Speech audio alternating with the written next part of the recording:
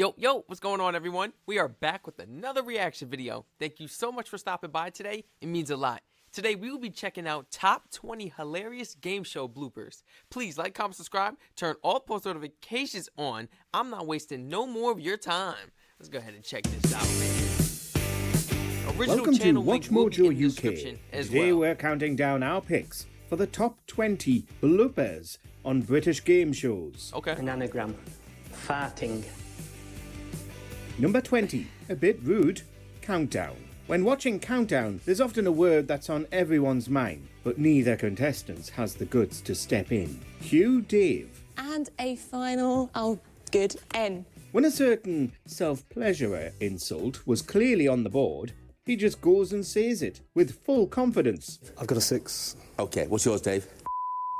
Of course, his opponent had to be a goody two-shoes and come up with something else, but in our opinion, Dave should have got extra points for sheer intestinal fortitude. Tom, well done. It's a mighty difficult seat to be in, isn't it? Sometimes there is victory in loss. Number 19. Can they say that? University challenge. You ever said something that you're not supposed to? How about on national television? Another starter question. The nicknames Cheesemongers, Cherry Pickers, Bob's Own, the Emperor's Chambermaids and the Immortals are or have been used for which groups of men? You're Miss Bright. Homosexual? No, they're regiments in the British Army. The competitors on University Challenge put a lot of thought into their answers, but every now and then, one of them spits something out that makes you wonder what on earth they were thinking. In this instance, even stone-faced Jeremy Paxman wasn't able to keep his cool, as the absurd answer cracked him up. What short word can mean frost formed from freezing fog and is also an archaic term for a poem? St Andrew's Perium. Whore. Sorry. The rest of the team look like they want to curl up and disappear. Number 18, a little lost. The Crystal Maze. The moment I close the door, here you go. Come on. Okay. Crystal Maze has to be one of the funniest classic British game shows, as it's full of mind-melting brain teasers and physically demanding tasks. However, this has to be one of the easiest challenges. Man, ain't this for guinea pigs? This is for guinea pigs, man. Why they got them up in this little cage? We've seen in the show, but the contestant still fails spectacularly, and not how you'd expect. After being directed to the crystal, is this to see how smart humans are? They didn't give my man, what was it, like 2 minutes on the clock to get up out of here? This is not for humans, man. Within a sort of mouse tunnel, this fellow reaches for the jewel, or rather, its reflection. A minute 30 left. Despite the fact that it's right in front of him, he still leaves it behind, believing it to be behind a glass window or something. When he finally manages to exit the maze, his team cannot believe he's gone all that way and left without it for such a stupid reason. Come on! Did you get it? Oh! No! And you got 48 seconds? Number 17, this is why they falling at the first hurdle. Who wants to be a millionaire? Okay, let's play. Who wants to be a millionaire? This man has one of the most unfortunate honours in game show history. He's the first contestant to ever walk away from this quiz show without getting a single penny. John Davison made it to the £1,000 question, which tested his knowledge on Jane Austen novels. Now bear in mind, he still had all 3 of his lifelines if he was unsure about giving the correct answer. Chris Tarrant even hinted he should rethink his answer, but he was adamant. It's the wrong answer. Are you joking? It's Emma. Oh, I can't believe you've done that. So when the inevitable... I mean, if he gave you some type of hint, you gotta take it, man. Because he obviously wanted to see you win. I would have been, oh, hold on, No, I'm just thinking. I would have played it off. No, I'm just thinking. I'm just, thinking out loud. Excuse me. I'll think in my head for now. And then I'll rethink it like, oh let's see. Which one is it? happened, and he hadn't even reached the first safe prize. Tarrant was unsure of how to console him. John, you go away with absolutely nothing. Number 16. Can't get it out. Supermarket sweep. It's not just the contestants that mess up in game shows. OK, let's do those prizes for you. I can tell you the tissues, I'll sell you those for 44 pence. The tin of new potato... Just slow it down, just Just go too fast? Back when the late, great Dale Winton hosted this shopping-themed game show, he captured the hearts of the nation with his wit, but even he was prone to moments like this. A brownie sauce is 50... After being told to slow down his reading the first time, it seems to set Dale off course for the rest of the takes. We are recording. Shush. Here we go. And... OK, let's do the prices for you. The tissues are 44 pence. He just can't get the words out and gets increasingly frustrated. In the end, it seems the line read is far more difficult than the actual game they're playing. Well done. I can't remember who won. Sticking to a script is one of the hardest things you can do, man. You gotta just come straight off the dome. Keep it natural, man. Keep it organic. Reading off that card, reading off your phone, reading off a script, it seems so fake and outplayed. And then it really make you look even stupider because it's like, man, this person cannot read, or what are they talking about? Or they're not even like, they're looking at you and then they're looking up or at their phone because they're obviously reading off of something. Number 15. Excuse me? Family Fortunes. Ronald, what do you think? Something that you put on jacket potatoes? beans, Leslie. Beans! Is answer number 6? Daft answers are all par for the course when it comes to quiz game shows, but sometimes you find yourself wondering, did they really mean that? For this simple question on Family Fortunes, the team was asked for something they'd put on jacket potatoes. That's when we were given this answer.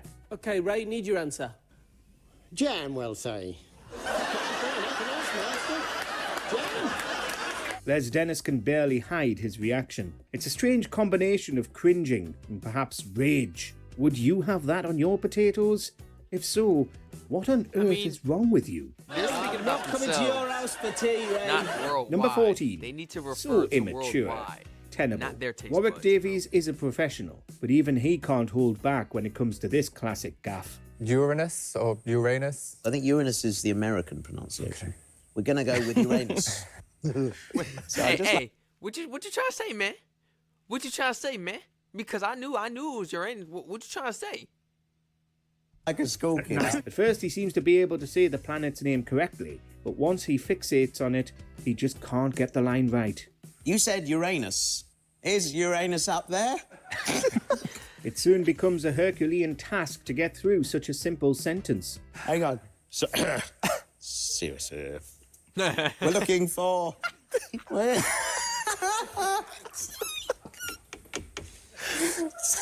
Come on, Warwick, snap out of it. Number 13. Call Dr. Zeus, the weakest link. Are you or are you not being ageist? And Robinson had to put up with all types on the weakest link, but never has there been one in such dire need of a history lesson. If you remember anything from your history classes at school, you'll know that the Romans were largely responsible for the roads of the UK. Still, if you didn't know the answer to this question, on which civilization made Watling Street, you'd still probably take a guess at one that's part of the human race. In UK geography, the road called Watling Street that now forms part of the A5 was originally built by which civilization? Oh, man. You see how she just laughed? And start shaking her head? How you doubt yourself that quick, man? You need to get a grip. You need to get a grip. You know? Get that knowledge. You need to grab it from somewhere. Think. What is you sitting... You just gave up just like that. This is what I be talking about, man. Stop that giving up. You know, sit there and think about it. Take an educated guess. Even if you don't know nothing, I just hope that you're smart enough to take an educated guess. You'd still probably take a guess at one that's part of the human race. In UK geography, the road called Watling Street that now forms part of the A5 was originally built by which civilization? Apes. Apes? Romans. That wasn't the case for this. I know you ain't... Forms part of the A5 was originally built by which civilization? Apes. The Romans. That wasn't the case for this contestant, and Robinson could barely disguise her disapproval. Number 12. Falling apart. That money dropped as soon as she Yes, answered. you'll be... 5 times 2 is 10. Oh no, I've gone wrong actually, sorry. In this case, the numbers game was already off to an odd start when both contestants failed to get to the number 361. Of course, it was up to Rachel Riley to show them as usual, only this happened.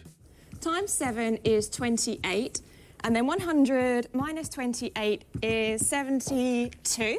The crisis seemed to have been averted as Rachel mopped the floor with the question, but then it only got worse. 3, 6, 1. Let's upgrade to digital, shall we? Number 11.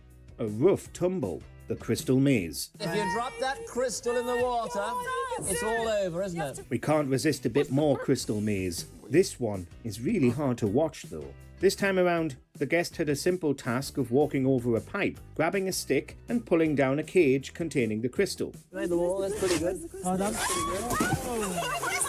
But she makes it look impossible. She doesn't pass up an opportunity to fall into the water and has some odd ideas on how to get the cage down. But Let me tell you something. I'm not getting in that water. I'm not getting in that water. I'm knocking that down. I'm getting that diamond without it touching that water. How much you want to bet? How much? Hold on real quick. How long is the stick? the part that really makes us... Man, that's a long stick, man. I'm having patience. Look, I'm going to keep knocking it at the bottom so it could just keep on moving up. And then eventually, that little string going to slide off that pole. Now, I got to hold on to that little vine. They got like a little vine on the wall right next to her. I seen that. I'm going to go ahead and hold that. Hopefully, it's strong enough, you know, man, because we weighing a little something. I've been bulking lately, man. I've been bulking, so hopefully it can hold me. And I'm going to reach out and I'm going to grab it. As soon as it falls, I'm going to, thank you. Scoop it. And I'm going to go right back over that little, what is it? I don't know what it was. A pipe, he said? It looks like a log, but I'm going to say pipe because that's what he said. And we going to skedaddle on out of there with that diamond. I got a plan, man. I got a plan. Is when she is about to escape with the crystal in hand, and this happens. Oh, you can... come on, Trey. Oh, my goodness. You could have just grabbed... I didn't know the stick was that long. I would have just grabbed it with the stick. Let the face see the wall. Take me out. The latest in a long line of lads from the Love Lift, this Take Me Out contestant is on cloud 9 after getting himself a date. You've got to be happy, Tess. I'm happy, mate. He and his lucky lady will soon be whisked away to the Isle of Fernandos, but they have to safely vacate the set first, which is easier said than done. This chap's so chuffed with how his days panned out, he forgets to stop gaping at the woman by his side and promptly faceplants a partitioning wall. Wicked time. Yeah, man, definitely. I feel great that a girl is good looking. Not even Paddy Love.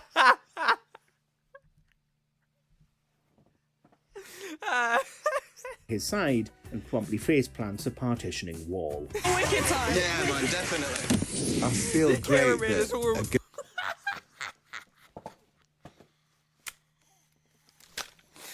is not the first time I've seen something like this. That's why it's so funny. Hey, the cameraman is horrible. The cameraman is horrible. You're fired. You lost your job. You weren't supposed to get me on tape, man. You weren't supposed to get me on live TV running into a wall. girl is good looking. Not even Paddy Love can cure that. Number 9. Bare-chested Merkel. Eggheads. Over to what's typically one of the more civilized TV quizzes, and a rare moment when Jeremy Vine gets the giggles.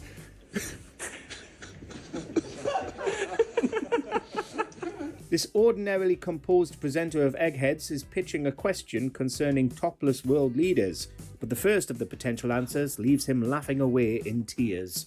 Oh, come on, hold it together, Jeremy. You're meant to be the professional here. In all fairness, all three options offer quite an unusual mental image. Who knew Putin's macho displays would have such wide-reaching repercussions? Which world leader was photographed bare-chested in...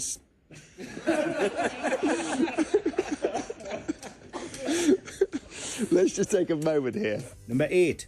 Super Sperm. Bullseye. Hey, we yo! roll with a retro clip next, because you can't beat a bit of bully. It's all eyes on the Oki, as Jim Bourne interviews his darting contestants, as per usual. And then, this happens. What's your wife called? You've got a nickname for you? Super Sperm. The guy's answer was worthy of Jim's bus fare home, but the presenter's reaction is what makes it.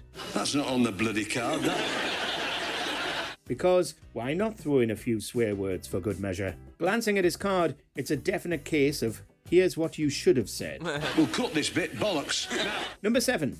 Break a leg. Catchphrase. To Nick Weir's first day on the new job, taking over from Roy Walker as presenter of the much-loved Say What You See series Catchphrase. But Weir's big gig began with a big break. He falls down the stairs mere seconds into filming the first episode. I'll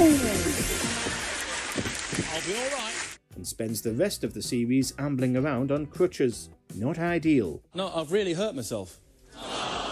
Actually, I've broken my foot. Look. Weir's isn't the only painful fracture on primetime TV either. Judith Stafford was partway through competing on The Krypton Factor in 1989 when she broke her ankle. I think she's going to make it. She gets to her feet, but it's so painful, and this is a very brave attempt as she comes across the line for 4 points. Number 6. Susie Dent's special spot, Countdown. Yes, indeed, Countdown has given us countless gaffes and unscripted embarrassments, but we head directly to Dictionary Corner for one of the best. Susie Dent is already struggling to compose herself after a certain 6-letter word, and Nick Hewer does not let her off lightly. Susie, it is your time. Every day you have a special spot. No matter how he links to origins of words, the innuendo's inescapable. The whole thing's made even funnier by the host's deadpan delivery. Number 5. Turkey. Family Fortunes. We'd have 100 people to name a game you could play in the bath. Annette. Scuba diving. Family Fortunes requires speed of thought and a logical mind, but sometimes your mind... She's not lying. She's not really lying. As a kid, like, whenever I took a bath, I didn't take that many baths as a kid. That's crazy. I was never really a bath type of kid, but, you know, if I did... I really put my head under there, to hold my breath and go in there and grab my toys. I used to do that. I used to go right under. So I guess you could just say goes that. Blank. Ain't nothing wrong with scuba diving. It's nice to see you sober. Take this guy. On a high, having reached the final round. But then his brain turns to turkey. Bob gives him the same answer to his first 3 questions, and bizarrely blows his family's chances of winning big money. Name something people take with them to the beach. Turkey. What? What? Oh my gosh. The first thing on my mind was towels. Not turkey. Towels. The first thing you buy in a supermarket. Turkey. Oh my goodness. The first thing I'm going in a super... It's probably bread. I ain't gonna, because the bread aisle is probably first. It lines up. I'm going for the freezer stuff last. If you going for the freezer stuff first, I hope that's all you getting. First thing I'm going for is like the bread, you know, it's the snack. A food often stuffed. Turkey.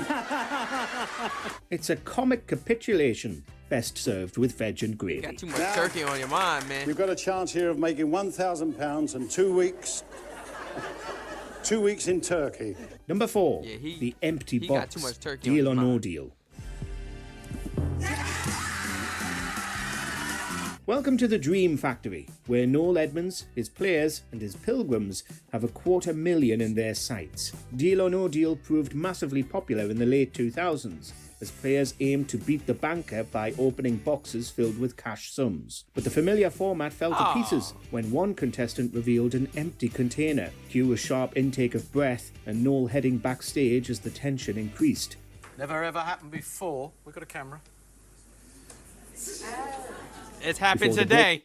It's happening today. We got a contestant walking away with nothing. That's great. Window was smoothed over in typically dramatic fashion. Number 3, rude words. Countdown. Oh, Rachel, she's gagging for a hard one. All she gets is... We've already made an awkward visit to Dictionary Corner, but it's at the letters board where Countdown truly excels for today's list. You start with S.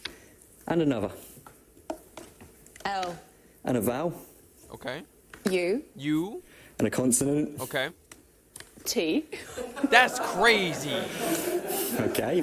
How much fun can you really have with 9 random letters? Well, a fair bit, actually. From toilet humour to sex And how you gonna make the word all fun and put a Z at the end? terms and all-out obscenities. It's tough to She pick gonna a put a Z at favourite the end. rude word, but bumhole takes it for sheer silliness. Okay. I'll get this over with quickly. Bumhole is there. All courtesy of Susie once again, and they even have Rachel spell it out for us. Number 2, Fanny Schmeller, The Chase. In what sport does Fanny Schmeller compete for Germany?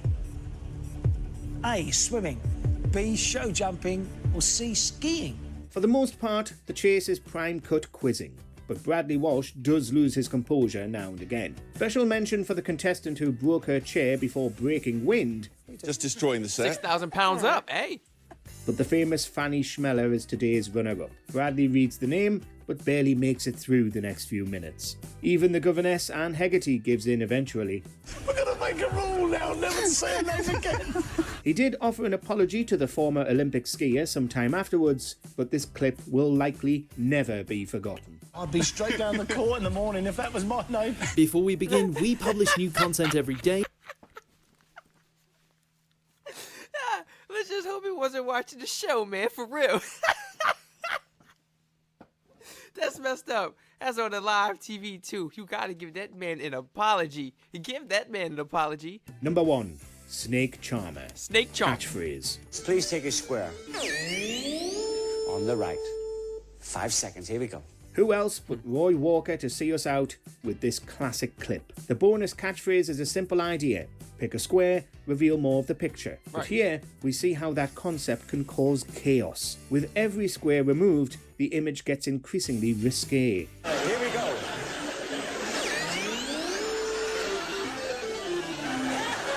First the hand movements, then Mr. Chip's hat and his overly happy friend.